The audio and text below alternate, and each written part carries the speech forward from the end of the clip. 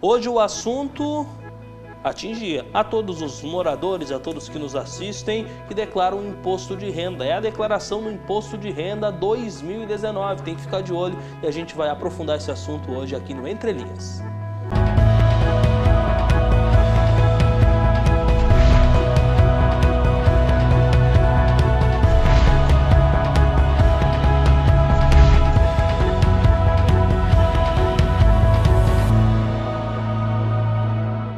Estamos começando mais um programa Entre Linhas, aqui pela TV Univates, canal 15 da NET, também canal 15 da Brasrede, também pela internet você nos acompanha pelo site univates.br/tv, também pelo Facebook, na página da TV Univates você pode nos acompanhar também, pelo YouTube, enfim, nas nossas diversas plataformas digitais você também consegue acompanhar o Entre Linhas e toda a programação da TV Univates. Nós, como eu já disse na abertura, estamos falando hoje, no Entre Linhas, sobre declaração do imposto de renda.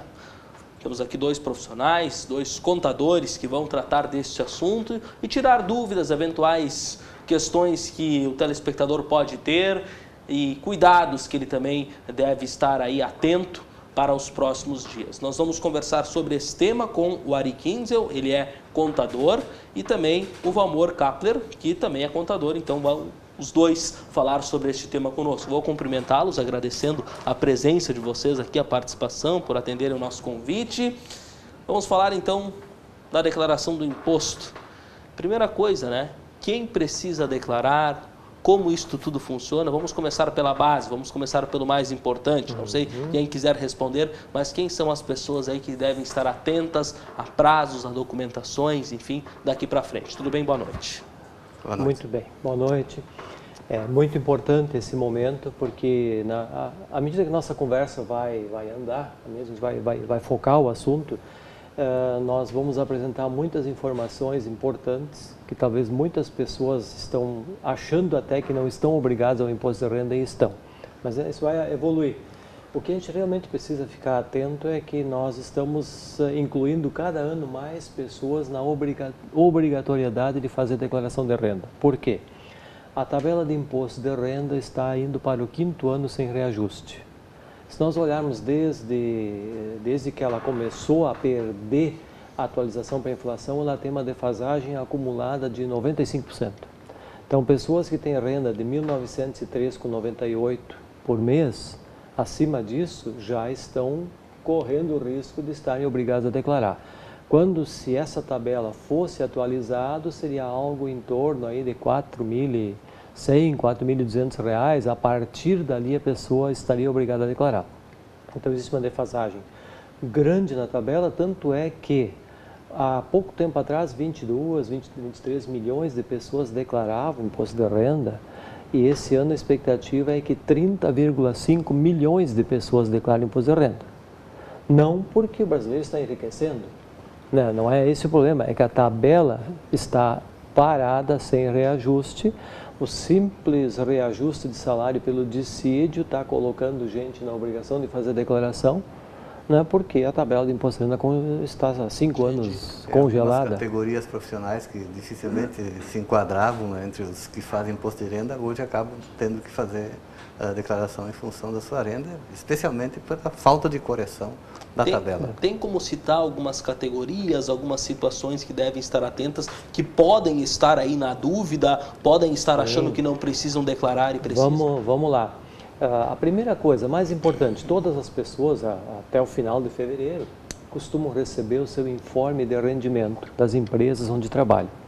Então, hoje, há muitas pessoas que trabalham na indústria, no comércio, em geral, diria assim, até não é específico, é quase que generalizado. Pessoas que trabalham na indústria e no comércio, às vezes acham, mas eu não tenho uma renda muito grande, fica de olho. Se a renda tributável ultrapassar 28.559,70, que é o número da Receita Federal, você está obrigado a declarar. Então, a primeira coisa, presta atenção naquele informe de rendimento que você recebe das fontes pagadoras para ver qual é o rendimento tributável total tem lá. 28.559,70 para cima está obrigado a declarar. Não quer dizer que vai pagar imposto, né, Ari? Exatamente. As pessoas têm uma dificuldade de entender que está obrigado a fazer a declaração, mas não necessariamente tem imposto a pagar. E até muitas vezes ele tem imposto a restituir, porque houve em algum mês durante o ano, quando ele teve alguma remuneração extra, etc., uma retenção, que ele pode buscar a devolução desse valor. Então, muitas pessoas olham só o valor do rendimento, os 28.500 e tal, mas não olham essa questão da retenção que houve. Então, mesmo que ele eventualmente não esteja obrigado a fazer a declaração, ele pode ter possibilidade de buscar esse imposto retido que ocorreu durante o ano. E um outro grupo que precisa prestar atenção são aquelas pessoas que tiveram rendimentos isentos ou já tributados exclusivamente na fonte de R$40 mil ano ou mais. Particularmente nossos colegas da Univates, muita gente aqui rescindiu o contrato e sacou o fundo de garantia. Bom, o fundo de garantia é um exemplo de rendimento isento. A pessoa pode ter recebido uma herança, a pessoa pode estar, os rendimentos de poupança, então vamos lá, soma poupança, fundo de garantia sacado e tal, passou de R$40 mil. Esse é um motivo que obriga a declarar também. Okay. Independente de qualquer outra informação, esta também obriga a declarar. A princípio seria isento, mas no somatório... Exatamente. A soma das rendas isentas ultrapassou os 40 mil, os 40 mil, obriga a declarar. Ah, mas eu não tive aquele 28.559 com 70 de tributáveis. Não quer dizer, isso são análises isoladas. Uma regra, o tributável. Não atingi. A outra regra, ah, mas eu atingi 40 mil lá de saque de fundo de garantia e tal. Bom, estou obrigado a declarar. Poderia, eventualmente, alguém que adquiriu um imóvel financiado pelo sistema financeiro e que resgatou, naquele período, os R$40 mil de FGTS para fazer frente ao pagamento do imóvel, e aí teria que obrigatoriamente declarar porque teve rendimento isento naquele ano de R$40 mil. É um pouco raro em função da forma como é financiado os imóveis de menor valor, mas é possível que alguém tenha trabalhado muitos anos e vai adquirir o imóvel e tenha esse saldo e saque, e por isso estaria então obrigado a fazer a declaração. E aí tem outro grupo, pessoas que têm bens e direitos cuja soma seja acima de R$300 mil. Esse é um outro grupo que está obrigado a declarar. E sempre independente das informações anteriores que a gente já analisou. Olhando isoladamente, bens e direitos ultrapassa R$300 mil, o que é esses bens e direitos? Casa pelo valor de aquisição da escritura, terreno pelo valor de aquisição da escritura, mais saldos em conta bancária, poupança, automóvel pelo valor de aquisição. Soma todos esses bens, ultrapassou os 300 mil, está obrigado a declarar, independente de qualquer outra condição. É uma dúvida que muitas pessoas têm em função do valor do imóvel. Bom, eu adquiri o imóvel há 10 anos, paguei R$100 mil e ele hoje vale 500 e eu preciso fazer declaração. Por isso não, porque o que vale para fins de declaração, a soma dos bens, é o valor de aquisição, o valor que está lançado, digamos assim, na declaração de renda, que você não atualiza cada ano, você só atualiza quando tiver uma melhoria, quando aplicar valor na melhoria. Isso também é um detalhe, depois a gente pode falar mais na declaração de bens, que você não atualiza o valor do bem, você só acrescenta valores que gasta para melhorar o bem, se for o caso. E pessoas que, aí vamos indo, né? Nós temos ainda pessoas que atuam na atividade rural.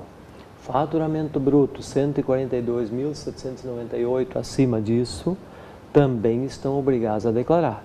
Não quer dizer que vão pagar imposto. Então, atividade rural depois a gente pode analisar separadamente. E o grupo, aí tem mais o grupo que, quem, por exemplo, teve ganho de capital na venda de imóveis no ano.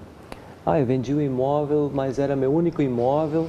Muito bem, então faz a declaração de renda, demonstra no ganho de capital que você vendeu, que você não precisa pagar imposto de renda. Ou você reinvestiu o dinheiro da venda do imóvel residencial na compra de um outro imóvel residencial. Te obriga a declarar exatamente para demonstrar essa situação na declaração de renda. Tem campos específicos nos rendimentos tributados exclusivos e isentos dentro da declaração de renda, onde cada item desses é controlado individualmente pela Receita Federal, para saber se você utilizou o benefício do único imóvel, se você usou o benefício do reinvestimento em até 6 meses na compra de outro imóvel residencial, que são 2 benefícios que o contribuinte pode usar uma vez a cada 5 anos. os dois que eu citei. E talvez, Nery, o mais delicado deles, que obriga a declarar, são aquelas pessoas que tiveram ganhos em operações com mercado de ações, renda variável, day trade e tal. Essa é uma coisa assim, ok, muita gente. Eu vi essa semana ainda 2 meninos que estão com CPF, com exigências no CPF. Acompanhei algum caso também durante o ano que passou. Foi situação bem pontual de venda, né, de ações, e aí ultrapassou o valor do limite mensal. Se você opera com ações e vende até R$20 mil num determinado mês, você tem o rendimento isento. A partir desse valor, o rendimento é tributado e você tem que fazer o recolhimento por tua conta. E assim como outros bens, né, bens de pequeno valor também, daí são R$35 mil que você pode eventualmente ter de ganho durante o ano e que é isento esse ganho. Ações até 20 e outros bens até R$35 mil. E aproveitando ali tem que observar um detalhe muito interessante. Até 20 mil para mercado de ações.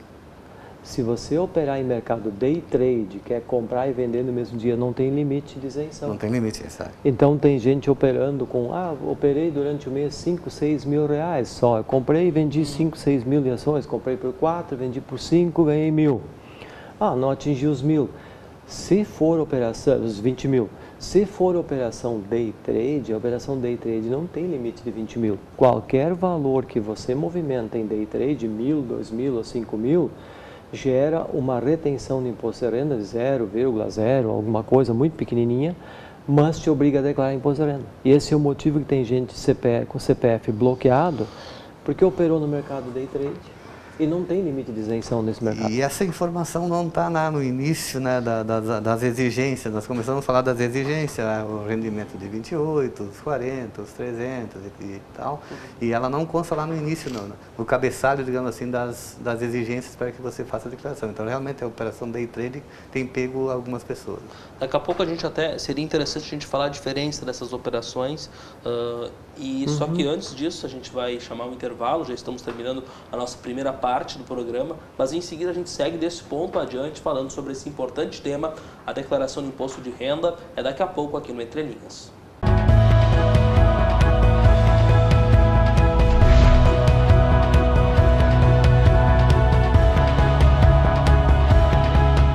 Estamos de volta ao programa Entre Linhas, aqui pela TV Univac, segundo bloco. Estamos falando sobre declaração do imposto de renda para este ano de 2019. Aliás, TV Univac que você acompanha aí no canal 15 da NET. E também, claro, no canal 15 da Brasrede. Os convidados, para quem está chegando agora, vamos novamente aqui citá-los. O Ari 15, o contador, professor também o Valmor Kapler, também contador, e vão nos falar aí sobre esse tema, né? E alguns detalhes importantes em várias esferas, em várias áreas que as pessoas devem estar atentas. Falávamos aqui, encerrávamos o último bloco, né, Valmor, sobre ações, compra e venda de ações, mas em uma das operações dá um limite de isenção. Me fala a diferença dessas operações para quem não conhece. O próprio programa da declaração de renda, ele de certa forma, ele tem pouca informação nesse aspecto. Por quê? Todas as operações têm um programa específico, carnê-leão, ganho de capital, e as operações de renda variável, a Receita Federal não fornece nenhum programa para que o contribuinte possa se organizar mês a mês. Então, o que a gente faz mês a mês? A gente tem que fazer planilha eletrônica ou comprar algum programa específico para controlar. Bom, nesse mercado de renda variável, tem 3 tipos de situações. Uma é fundo de investimento imobiliário, que é pouco comum, menos difundido. Mas vamos pegar aquilo que realmente está dando problema. O segundo mercado, operar em mercado de ações mesmo, que é comprar ações e vender ações, mas não comprar e vender no mesmo dia. É comprar ações e vender dentro de alguns dias, ou num período maior, vender ações. Estas operações, se eu não exceder 20 mil ao mês de total de venda de ações, o ganho é isento, né? Então eu estou tranquilo. E tem o outro mercado, que é o chamado mercado day trade, ou significa operação no dia. Eu compro ações de manhã e de manhã mesmo aumentou, eu tenho possibilidade de ganho, já vendo. eu posso operar em mercado futuro de boi, mercado futuro de dólar, vários mercados futuros. Eu entro de manhã apostando num dólar em alta para realizar de tarde ele baixa ou não sei o que, eu atingi o objetivo, compro no dia, vendo no dia. O day trade, ele serve para todas as operações compradas e vendidas no dia. Pode ser ações, pode ser mercados futuros, pode ser opções, pode ser moedas, né? Comprei e vendi no mesmo dia. Day trade significa operação do dia. Esta operação, qualquer ganho obtido é tributável. Não existe limite de isenção até 20 mil. Segunda informação, todas essas operações sofrem uma pequena retenção de imposto de renda que serve muito mais para controle da operação que transitou no mercado. E essa operação está no cadastro da Receita Federal. E às vezes o menino está lá brincando em casa de day trade, comprei por 2.000, de manhã, antes meio-dia, já vendi por 2.100, legal. Está obrigado a declarar imposto de renda por conta dessa brincadeira. Então, por conta dessa operaçãozinha, ele acaba de estar obrigado a declarar imposto de renda, porque ele entrou no cadastro do day trade. Muito bem.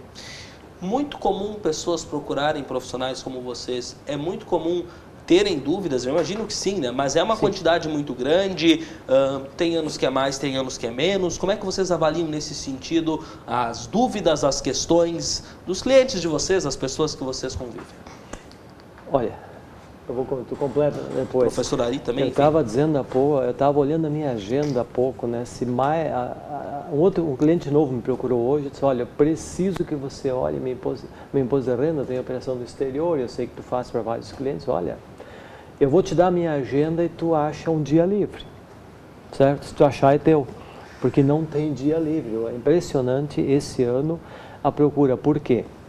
Ari, isso talvez tu até explica melhor depois, mas tipo assim, o pessoal diz, você olha a grande mídia, só tem uma mudança esse ano. O dependente com qualquer idade precisa de CPF. Parece que então está muito simples fazer a declaração de renda esse ano, né? Só tem uma mudança. Aí você começa a trabalhar um pouco, diz, opa, toda a situação de ganhos de capital, eliminou-se um programa, unificou-se tudo num único programa de ganho de capital, juntou operações no exterior, no Brasil, num único programa. Então não é tão simples, né? Aí você vai adiante. Toda a movimentação em espécie, em dinheiro que as pessoas fizeram, a partir de 2018 tem uma declaração complementar a ser feita na Receita Federal chamada DME, que é o demonstrativo da movimentação em espécie. Bom, você vai fazer as declarações de renda agora e vai descobrir que muitos clientes teus têm sérias irregularidades com a Receita Federal por não ter cumprido uma outra obrigação, que é a movimentação em espécie na compra e venda de bens. Clientes que têm situações mais complexas já provavelmente utilizam o trabalho do contador há muito tempo e é corriqueiro estarem durante todo o período do ano já em contato para ir analisando as operações que vão fazendo, como o Vamor terminou de comentar. Mas é importante, no varejo, assim, digamos, no geral, o que acontece são algumas atividades que o cliente faz, ou que o cidadão faz, que é venda de imóvel durante o ano. E não se enquadrando nessa situação de venda do único imóvel, ou então venda de um imóvel para a compra de outro imóvel residencial dentro de um determinado período, ele teria que ter feito o anexo de ganho de capital, o apurado ganho de capital, e declarado já até o final do mês seguinte. Então, se ele se enquadrar como isento ainda, ou não tributável, dá para fazer fora de época, porque não tem imposto a recolher. Mas caso não se enquadre nessas duas situações e tiver ganho de capital, ele tem que recolher o tributo sobre o ganho de capital até o final do mês seguinte, não lá no ajuste da declaração anual. Então isso ocorre muito, né? O pessoal vendeu um imóvel durante o ano, não fez o ganho de capital e só fica se sabendo ou tem dúvida na hora de fazer a declaração, não utilizava o serviço de um profissional antes, então ele não tem muita informação talvez. E aí surge esse impasse, né? Recolher lá em março, abril, o imposto que deveria ter sido recolhido talvez em março e abril do ano anterior, ou julho do ano anterior, quando quando não fez a declaração do anexo ganho de capital. Existem coisas que precisam ser feitas periodicamente. Durante o ano, e aí é importante essa consulta também. A questão do carnê-leão também, se você tem ganhos de pessoa física, né, serviços prestados para pessoa física, que você acumula os valores mensalmente, e se for o caso, tem que fazer o recolhimento, ele é mensal, não é lá no ajuste na declaração anual. Não é tudo que se recolhe em abril, ou seja, no ajuste anual. Isso é muito importante. Existem obrigações mensais, não é esperar o mês de março, abril, para se preocupar com declaração de renda. Como a Ari falou, ganho de capital, a renda variável, que falávamos há pouco, quando tem imposto a pagar, ele vence no mês seguinte ao ganho, não dá para esperar até abril do ano seguinte. Rendimento recebido de pessoas físicas, seja na profissão de liberal, seja de aluguéis de pessoas físicas, rendimentos recebidos do exterior, fretes recebidos do exterior, transporte de passageiros, frete recebido de pessoas físicas, transporte de passageiro recebido de pessoas físicas, tudo isso são rendas que são tributadas mês a mês. A gente agora faz a chamada declaração de ajuste anual, onde essa informação é consolidada e enviada para a Receita. Mas essas operações todas geraram imposto mês a mês. Chegou agora com o imposto vencido, quem não pagou, né? Muito bem. Uma palavra que, agora mudando bem de assunto, mas uma palavra que os senhores, inclusive, antes do programa já comentavam aqui, que as pessoas precisam ter muito cuidado, e a gente cada vez ouve falar mais disso. São os bitcoins, esses investimentos que as pessoas fazem. Me fala o que é exatamente isso e quais cuidados as pessoas precisam ter com essa novidade no mercado mundial, que cada vez a gente ouve pelo menos falar mais, não sei se cada vez cresce, mas a gente ouve falar mais já há algum tempo. Quais os cuidados? O que dá para explicar? Como nós estamos falando de imposto de renda, toda a parte, operar com Bitcoin nada mais é do que operar com bens e direitos. Então, o que vai acontecer? A Receita Federal se pronunciou já no ano passado, no Perguntão, né, que é o Perguntas e Respostas sobre Imposto de Renda, pergunta 167, tem várias perguntas lá, onde deixa bem claro, a pessoa que compra Bitcoin ou entrega, que tem hoje já corretoras de Bitcoin, né, faz o que com isso na declaração de renda? Declara normalmente como um bem e direito, num item chamado Outros Bens, coloca lá que comprou Bitcoin ou qualquer outro tipo, né, de moeda virtual e o valor pago pela moeda. Ponto número 1, quer dizer, eu comprei uma moeda por 100 mil reais, uma quantidade de moeda por 100 mil reais, ou comprei na corretora de moedas virtuais que já tem hoje. Esse é simplesmente um investimento como se eu tivesse aplicado 100 mil reais num CDB num banco. A Receita já se posicionou, declara isso em bens e direitos, outros bens, lá no item 99, lá e tal, tudo certo. Bom, nos resgates, tem operações aí que estão dando 15% ao mês, 33% ao mês e tal, né? Esses resgates, né, são tributados pela Receita Federal pela regra dos bens e direitos. Se eu resgato até 35 mil mês, isso significa capital mais rendimento.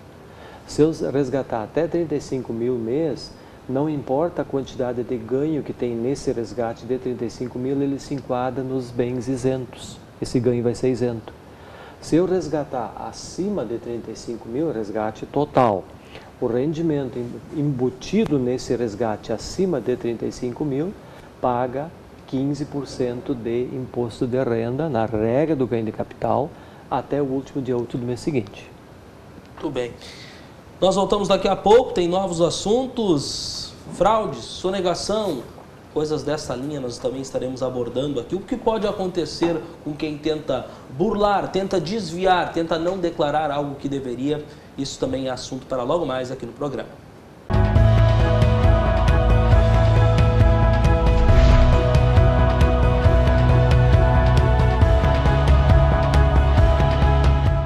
Estamos de volta ao terceiro bloco do nosso Entre Linhas, aqui pela TV Univates. Estamos conversando com o contador Ari Kinzel e com o contador Valmor Kapler.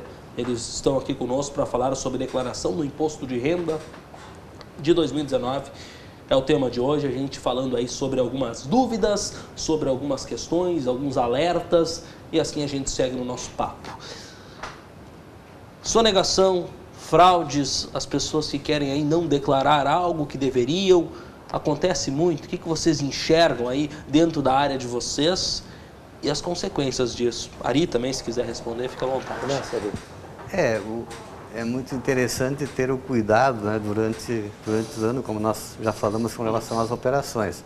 As pessoas imaginam que não são detectados, por exemplo, vendi um terreno que eu tinha por 100 mil reais, vendi ele por 300 e vou declarar que foi só 200. Isso já não dá mais para fazer. Não cola. Não cola, porque existe uma movimentação financeira que respalda essas operações, que respalda essa operação. Então, é importante, né, verificar aí que essas operações são rastreáveis. E aí tem toda uma série de declarações, o Amor pode me ajudar aqui com elas, né? Mas as operações financeiras são rastreáveis, as operações com imóveis são rastreadas, né? Gastos também que a pessoa eventualmente costuma inventar um gasto com médico, né? Hoje tem médico, dentistas, né? Tem uma declaração específica que é a DMED, que detalha todos os valores que foram pagos por determinada pessoa para cada um dos profissionais. Então, essas informações elas acabam sendo colocadas, né, no sistema que a Receita Federal faz o cruzamento. Se você errar talvez 10 centavos, inverter um número que pode acontecer numa declaração 898, 988, né, já tranca às vezes na declaração por inconsistência em função do valor, porque existe o cruzamento das informações. Hoje, até assim, só lembrando, né, pessoal, nós já estamos entregando as declarações de renda desde o dia 7 de março, o prazo vai até 30 de abril, né? E nesse aspecto que o Ari estava comentando agora, eu recomendo sempre, se a pessoa tiver um certificado digital, o procurador, ou tiver condições de importar a declaração de renda pré-preenchida que a Receita Federal disponibiliza, é uma tranquilidade, porque você enxerga todas as informações que já estão dentro do sistema, porque hoje a nossa declaração de renda, Júlio, é a última que chega. Já tem lá dentro DIRF, lá dentro tem a DMED, lá dentro tem a declaração do cartão de crédito, lá dentro já tem a DOI, declaração de operação com imóveis, lá já tem o e-financeiro, que é a movimentação de contas bancárias, já tem as informações do COAF, já tem as informações da DME. Então, assim, informação está toda ela no sistema. A tua declaração de renda é a última que chega, ela tem praticamente só mais o compromisso de fazer bater com aquilo que já está lá no sistema. Então, fraudes.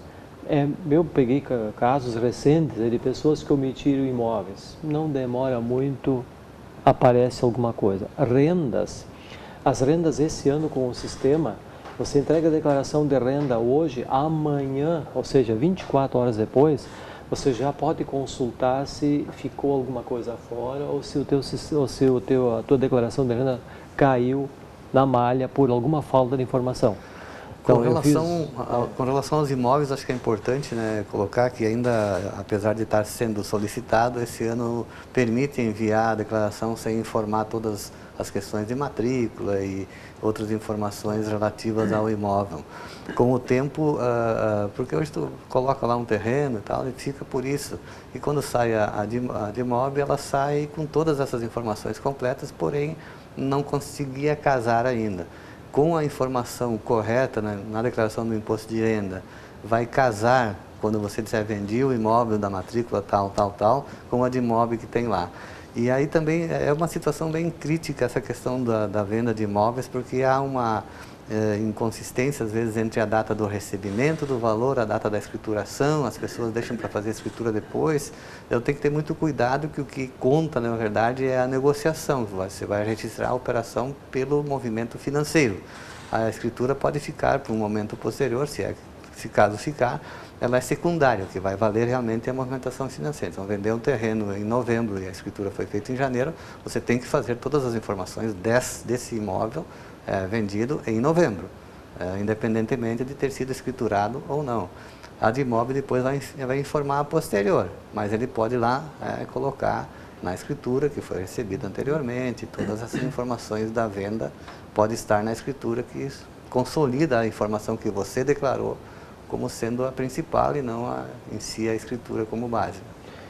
Isso é muito importante, que às vezes a pessoa até olha a declaração no dia seguinte e ela está processada. Por quê? O que está passando nesse processamento no primeiro momento? As fontes de renda, se houve batimento com as fontes de renda que informaram o Banco de Dados da Receita Federal. Mas é importante lembrar, a prescrição das informações da declaração de renda tem um prazo de 5 anos. Então é comum a pessoa teve a declaração de renda processada, às vezes até teve uma restituição devolvida pela Receita Federal, e daqui a 3, 4 anos inicia um procedimento fiscal porque foi encontrado alguma irregularidade fora desse contexto. Imóvel não declarado, movimentação financeira incompatível, que é muito comum. Isso é uma coisa que eu chamo muita atenção. A pessoa precisa, ao fechar a declaração de renda dela, prestar atenção em alguns pontos. Quanto sobrou de renda para consumo? 100 mil reais? Está bem. Vamos lá, vamos somar os gastos do cartão.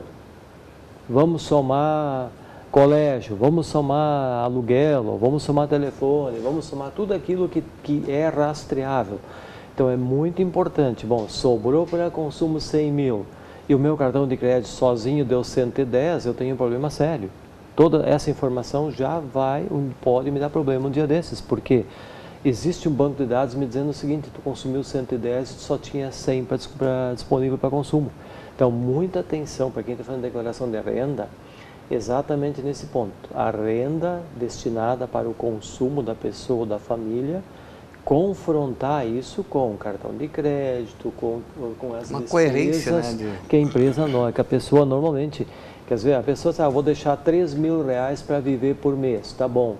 3 filhos no colégio, né, clube, pagando clube, mais cartão de crédito. Bom, 3 mil não cabe numa conta dessas. Né? Então é muito importante fazer com que haja uma lógica entre a renda para consumo da família com aquelas informações rastreáveis de consumo. E até alguns cuidados com relação ao cartão de crédito, né, que às vezes o valor precisa comprar algo e naquele momento não está com o cartão junto e o Ari empresta o cartão. Né? Na família ocorre seguido isso, tu tem saldo no teu, tem crédito no teu cartão, tá? Empresta o cartão e faz esse parcelamento do cartão do outro. Essa outra pessoa que emprestou o cartão pode ter problema porque vai ter um consumo lançado na sua conta sem que ela tenha renda para isso. Isso é um cuidado que as famílias, principalmente quando tem mais necessidades, né, de se ajudarem, ter o cuidado para que isso seja registrado. É interessante falar isso, porque são pequenas coisas, né? Porque eu já ouvi muito falar, o rapaz lá tem uma empresa pequena, vamos supor, lá tem uma lancheria e para não chegar a um determinado valor que ele tenha que declarar, ele vai lá e sonega lá um material que ele usa, uma mercadoria, né? Eu já ouvi muito falar desse tipo de tramóia, em outras palavras. Não cola mais, ou seja, cada vez é mais detalhada essa questão. Não vou dizer que é 100%, mas cada vez se torna mais difícil. Né? Todas essas declarações que eu citei há pouco, elas estão fechando cada vez mais o espaço para a coisa errada. Uma outra coisa muito importante também, que deve ter muita gente que está nos assistindo aí, que está nessa condição, e que é o microempreendedor individual. Muita gente abriu um MEI achando que não precisa fazer mais nada. Né? E precisa avaliar se pode até ser que essa pessoa, da forma com que ela faturou e as despesas comprovadas que ela teve naquele MEI, pode ser que além das rendas consideradas isentas naquele microempreendedor, pode ser que tenha rendas que ele precisa tributar na pessoa física. Então, muito cuidado. Quem tem um MEI, vai falar com o seu contador, porque pode ser que ele tenha problema. E considerando que muitas pessoas têm um emprego, têm uma função numa empresa, recebem salário numa determinada empresa, digamos que não chegue aos 28 mil. Mas, além disso, ele tem uma MEI, prestadora de serviço, que ele trabalha nos fins de semana e tal, e que gerou uma receita durante o ano. Tem que fazer a apuração dessa receita, tanto a parte isenta quanto a tributável, para poder ver se ele não está obrigado a fazer a declaração em função disso. O MEI não é tão simples assim, né? Ele precisa realmente de um acompanhamento, tanto é que o próprio SEBRAE, os órgãos, quando divulgam, dizem, procure um contador, né, para que possa te Tem que cuidar os dois lados, né? Cuidar os dois lados. As dois, na verdade. Né? Exatamente. É muito importante tomar esse cuidado, quer dizer, não é um procedimento caro, não significa que vai pagar uma fortuna de imposto de renda, mas o importante é manter a tua situação fiscal certa, ativa, porque a pior coisa que tem, você vai, daqui a pouco está contratando um empréstimo, comprando um carro, alguma coisa, chega lá, não conseguiu porque o CPF está bloqueado. Qual é o problema? Não vinha fazendo declaração de renda, ou apareceu uma inconsistência que tu devia ter declarado, não declarou. E aí tem o problema das multas também, né? Existe toda aquela coisa, o pessoal diz, mas a multa é R$ 165,74. Ok, para declaração, essa é a multa mínima para pequenas declarações de renda. Mas se você tiver problema, esqueceu, não fez ou entregou atrasado uma declaração de renda grande, essa multa pode atingir 20% do imposto devido. Então, o imposto devido da pessoa lá era 50 mil, bom, essa conta pode chegar a 10 mil reais. Muito bem. Cuidado com bens imóveis, outros temas também daqui a pouco no último bloco aqui do Entre Linhas.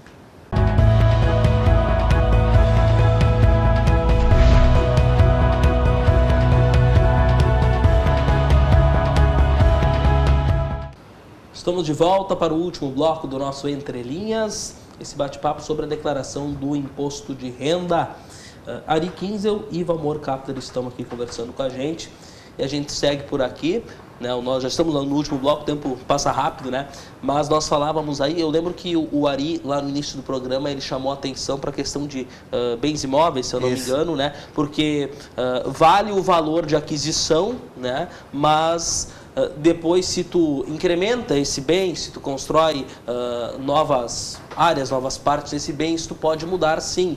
E aí eu já ouvi muito falar, pessoas, por exemplo, têm uma casa, aumentaram uma peça lá e também tentam burlar isso, também tentam esconder isso. Imagino que isso já seja muito mais difícil de acontecer hoje em dia, mas tem isso ainda. E o que as pessoas precisam ficar atentas, especialmente nos bens imóveis? Os bens imóveis é um item que é importante controlar na declaração de renda, com certeza.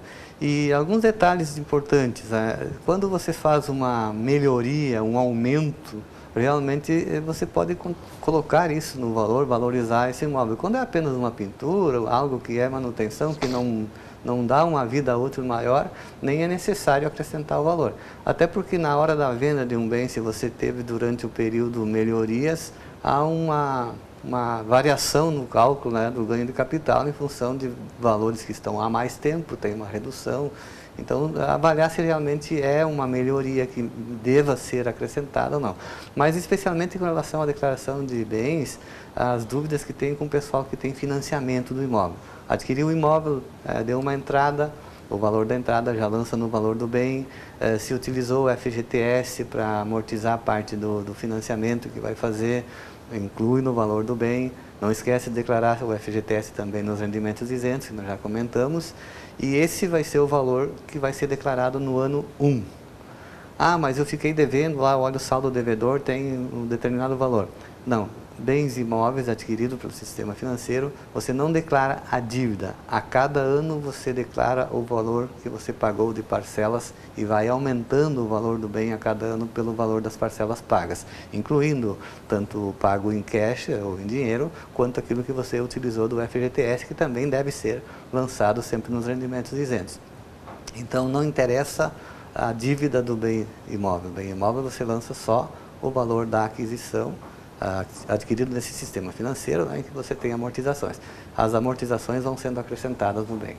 Alguma chamada de atenção para o meio rural? Dá para falar um pouco disso? Porque a nossa região tem muitas pessoas que estão ligadas a essa área. A atividade rural ela é muito importante na nossa região por vários fatores. Nós temos aqui a atividade cooperativa muito forte. Perfeito.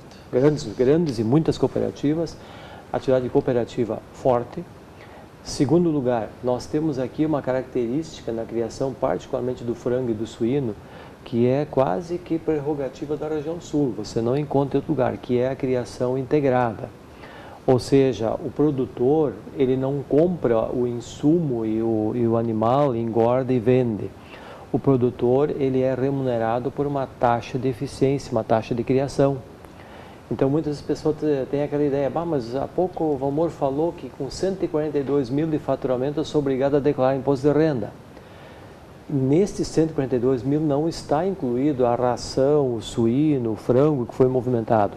Isso a integradora remete para o criador, ele remete de volta. O que é o faturamento do produtor nesse caso?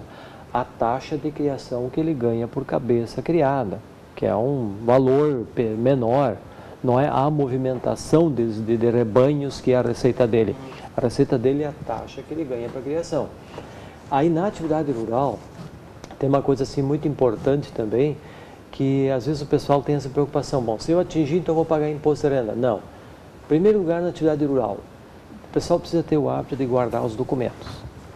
Eu fiz um galpão novo. O galpão novo, na atividade rural pessoa física, ele é despesa.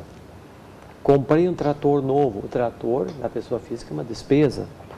Então, dificilmente numa atividade rural você vai ter lucros muito grandes para pagar imposto de renda, porque o custeio e o investimento são tratados como despesa na atividade rural.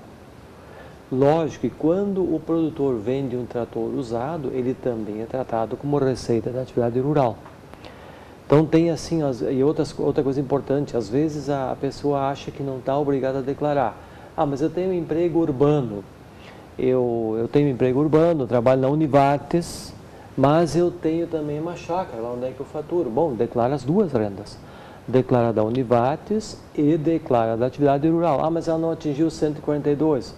Isso não quer dizer, porque pode ser que a condição da Univates te obrigue a declarar imposto de renda. Uma vez declarando a renda da fonte urbana que ele tem, ele vai declarar outra também. Aqui tem uma outra novidade que está entrando agora para 2019, os grandes produtores rurais com receita bruta acima de 3 milhões e 600 anos, eles vão começar a trabalhar um programa digital na Receita Federal, precisa ser assinado com certificado digital, precisa ser enviado para a Receita Federal até o 30 de abril do ano seguinte. Então, esse ano começou uma certa sofisticação no controle da atividade rural, ou seja, os grandes produtores estão elaborando um livro digital enviado com certificado digital para a Receita Federal. Isso é uma coisa já complexa que aplicável a grandes empresas. O grande produtor também passa a cumprir isso. O pequeno produtor é aquela história, se o cara é só produtor, 142.798, faturou menos que isso, ele não se preocupa com imposto de renda, por esse motivo. Mas pode ser que tenha alguma outra coisa que obrigue ele a declarar, né? Então, uma outra coisa muito importante, o produtor ganhou sobra da cooperativa, que é comum às nossas cooperativas aqui. Que renda é essa sobra da cooperativa do produtor rural? É uma renda de atividade rural. Ou a cooperativa chamou ele para contribuir pagar o déficit do ano. Que tipo de despesa é essa do produtor rural? É despesa da atividade rural, né? Então, o mais importante assim na atividade rural, isso é uma coisa que eu trabalho com um cliente meu nessa área, é criar a cultura de pedir documento. Eu comprei alguma coisa, quero uma nota. Guardar os documentos. Eu quero guardar esse documento, porque isso é um outro detalhe importante. Todo e qualquer documento utilizado na declaração de renda, ele precisa ser guardado por 5 anos, porque pode ser requisitado pela Receita Federal para exibição, né? Então, os documentos da minha declaração de renda desse ano, guarda por 5 anos. Porque nesse prazo, pode que a Receita Federal vai te intimar e vai querer prova documental daquilo que foi declarado. Dentro dessa diversidade agora, eu vou ir para um outro tema, Claro. Aproveitar também para dizer para as pessoas que fazem declaração completa, que quem tendo o imposto a pagar ou o imposto devido, que ele procure fazer a doação aí para o Estatuto da Criança e Adolescente, o Estatuto do Idoso, tem a possibilidade de doação diretamente na declaração. Então, nós contadores sempre fizemos aí um trabalho de garimpo, dessas informações para que seja doado e fica aqui para nossas entidades, para Fundef, APAI, SVAN, essas entidades que acabam recebendo, as creches também, valores que a gente pode destinar de parte do imposto de renda para essas entidades. Então, isso é importante, né, colocar para a comunidade, principalmente a TV Univates atinge a comunidade local, né, que tem essa característica, né, de ter essas entidades auxiliares. Então é importante cuidar ali para fazer essa doação, caso seja possível. São muitas entidades, né? É bacana isso, até estava me esquecendo aí desse fator, inclusive a gente até tentou falar com algumas das entidades aqui, mas realmente é um trabalho importante e as pessoas, claro que colaborando, cedendo, doando parte do imposto, certamente estão, de uma certa forma, ajudando quem precisa. Né? É muito simples hoje, na época você tinha que fazer o recolhimento, emitir a guia, depois pedir para validar. Hoje, na doação direta, vai direto no sistema, ali no programa, e pede para doar, já calcula o valor limite que você pode doar e você destina para essas entidades. Né? Informação muito importante. Senhores, a gente está no último bloco, o tema é muito amplo, a gente sabe. Se tiver algo que eu não tenha perguntado, que seria importante ainda dizer nesses últimos minutos, por favor, fiquem à vontade, o espaço é de vocês. Um pouco, né, de realmente a declaração, o imposto de renda é um dos impostos, apesar da tabela não ter sido corrigida por muito tempo, é um imposto bastante justo, né, que paga quem realmente teve renda, quem realmente recebeu durante o ano um valor significativo, digamos assim, dentro do contexto. Né. Enquanto outros impostos que estão embutidos nos produtos, eles são mais cruéis, ele tributa todo o alimento praticamente das famílias mais carentes, e tem o tributo escondido dentro do produto. Né? Então o imposto de renda realmente é uma atividade do cidadão que deve ser levado em conta, levado a sério, que paga quem realmente teve renda dentro dos limites que estão aí postos. E assim, então, para finalizar, até uma informação muito importante. O Brasil é o país que tem a tecnologia mais perfeita do planeta no tocante a controle e gestão do imposto de renda da pessoa física. Agora, para ter uma ideia, ano passado, em maio, Portugal, Espanha entregaram a primeira declaração de renda informatizada, porém simplesinha. A Alemanha e outros países estão entregando agora, esse ano até 31 de maio, a primeira declaração de renda em sistema informatizado. Porque até aqui era o famoso anexo E, que todo mundo fazia, 2 folhas de A4, né? E ali era feita a tal declaração de renda. Os Estados Unidos agora também está informatizando, quer dizer, nós, Brasil, nós temos hoje um sistema completo, muito bom, e assim, de excelente qualidade, que dificilmente escapa alguma coisa. Então eu diria assim, ó, a melhor coisa que a gente pode fazer para finalizar é declarar corretamente, porque a dor de cabeça de uma declaração feita propositalmente errada ou achando que fez uma coisa muito esperta e a Receita vai encontrar essa esperteza depois, sai muito caro depois. Em multas e tudo mais, são multas aí que chegam a 75% do imposto sonegado. Não vale a pena. A melhor coisa a fazer é fazer uma declaração de renda bem feita, corretamente, paga o imposto que tiver que pagar, porque você não tem mecanismos melhores do que o fisco para enganá-lo. E um dos riscos que tem é você fazer alguma coisa errada agora e no momento em que vem a cobrança dessa diferença, desse valor, que vai vir com certeza, você não está nas condições financeiras para cumprir o compromisso. Você acaba perdendo um bem imóvel, perdendo algo que você tem em função de um descuido agora, porque foi meio benevolente no gasto com o valor que você deixou de recolher e não guardou ele, digamos, para pagar o imposto depois, porque achou que não ia chegar lá. Vai afunilando. Vai afunilando e vai pegar no momento que você não está preparado para isso. Está dado o recado, senhores. Obrigado por virem aqui. Nosso tempo realmente ele é curto, mas eu acho que deu para dar pelo menos um bom panorama de informações para quem nos assistiu. E, enfim, as pessoas que estão interessadas procurem esses profissionais ou outros profissionais. Muito importante a consultoria, buscar informações para não ter problemas lá na frente. Encerrando o Entre Linhas de hoje. Falamos então sobre declaração do imposto de renda. Você pode nos assistir aí no YouTube, no Facebook, na internet aí, se você perdeu o programa ao vivo na TV. Tá certo? A gente agradece, um grande abraço a você e te convidamos para na próxima quarta nos assistir novamente ou nos horários alternativos. Até mais e boa noite.